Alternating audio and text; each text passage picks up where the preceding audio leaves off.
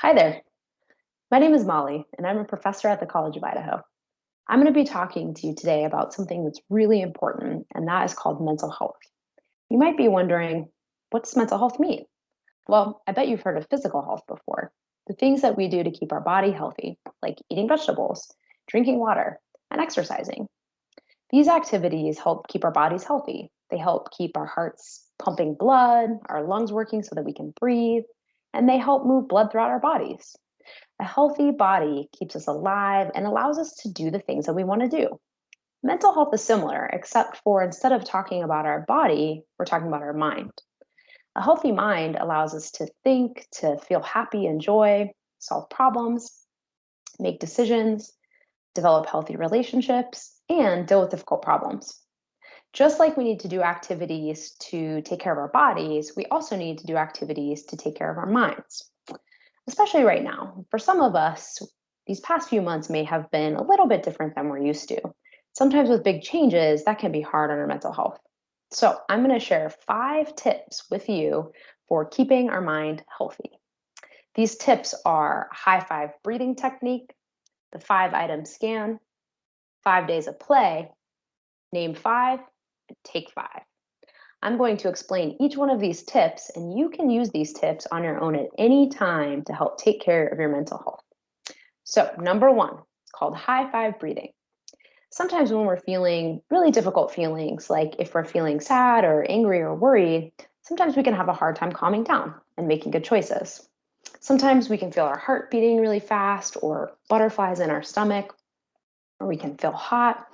And when we feel like this, it can be really helpful to take a break and think about something else.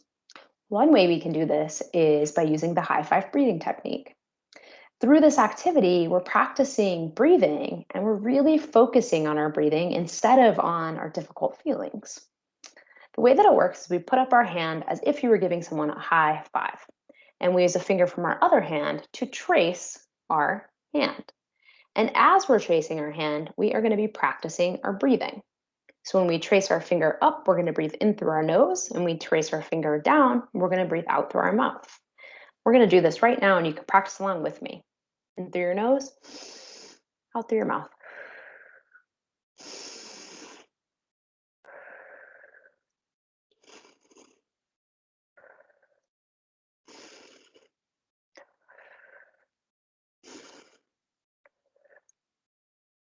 Nice work. This is a great activity to practice at any time, but especially if you're feeling nervous or worried. Now, number 2 is called the 5 item scan. So sometimes when we're feeling extra worried or nervous, it can be even more difficult to kind of calm down. So if you try the high five breathing technique and you still feel a little bit worried, you can try the 5 item scan. So this activity is kind of like the game I Spy. So you are going to force yourself to really think about some things that are around where you are in the current moment. You're going to think about your surroundings. So you're going to point out 5 items that fit within a certain category. So for example, items that are a certain color. So 5 items that are blue, or 5 items that are fuzzy, or maybe 5 items that you can eat. And you're going to say them out loud. And this will help you calm down and refocus your thoughts. So, for example, right now in my room, if I was picking out 5 items that are green, I would say my water bottle, my book, my pen, the picture on the wall, and the marker on my desk. Saying these items out loud help us to calm down a little bit and refocus our thoughts. So, number 3, 5 days of play. We all know that exercise is good for our bodies, but it's also good for our minds. It can help us to think more clearly and improve our moods and make us feel happier. So during our regular school days, most of us have recess or PE, and we're moving around a lot throughout the day. But if you're like me and you're learning from home or distance learning, you're probably not getting as much exercise or play as you do when you're at school. So it's really important that we are exercising or playing at least 5 days a week. So pick your favorite activity to play and go outside and go for it. Or if you can't go outside, think about activities that you can do inside to get some exercise and to play, like jumping jacks or yoga, or maybe even create an obstacle course in your bedroom. As long as it's safe, get your body moving 5 days a week. Sometimes when I notice I'm sitting at my desk all day long and I'm not getting very much exercise, I take a break and I do a set of 5 activities: 5 jumping jacks, 5 sit ups, 5 push ups, 5 squats, 5 seconds of stretching. Our fourth strategy is called NameFive. Sometimes it can be pretty easy to get into the habit of thinking about all the things we don't like or the things that aren't going very well. And we get stuck in that thinking. It can be really hard to think about all the things that are going really well, or sometimes we forget about all of the good stuff.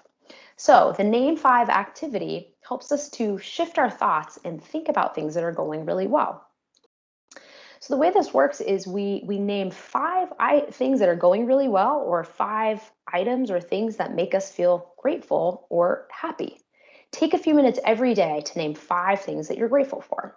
So today I'm grateful for my dog, the sunshine, my family and friends, my house, and the hike I got to go on earlier this morning. When we think about the things that we're grateful for, we can shift our mind to be more positive and improve our mood. So our number 5 tip, and this one's probably the most important. Number 5 is to take 5. Take 5 minutes to check in with yourself and with others about how you're feeling. Sometimes it can be kind of hard to talk about our feelings, especially if they're hard or uncomfortable, like if we're feeling sad or scared or worried.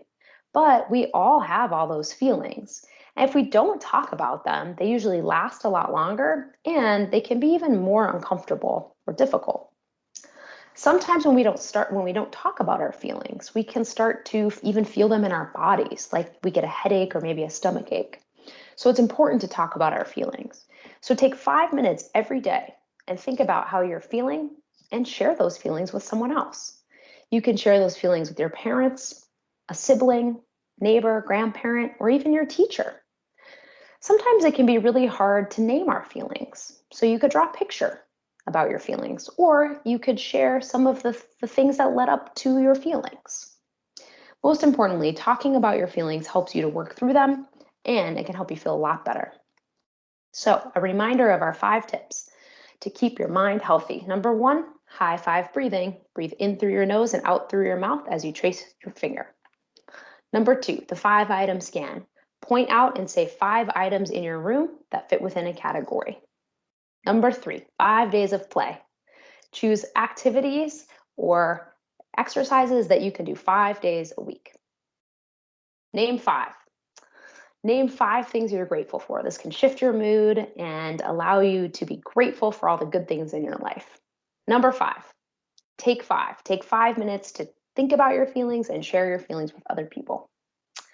If you practice these tips every week, I bet you're going to start to feel happier and maybe even a little bit more steady.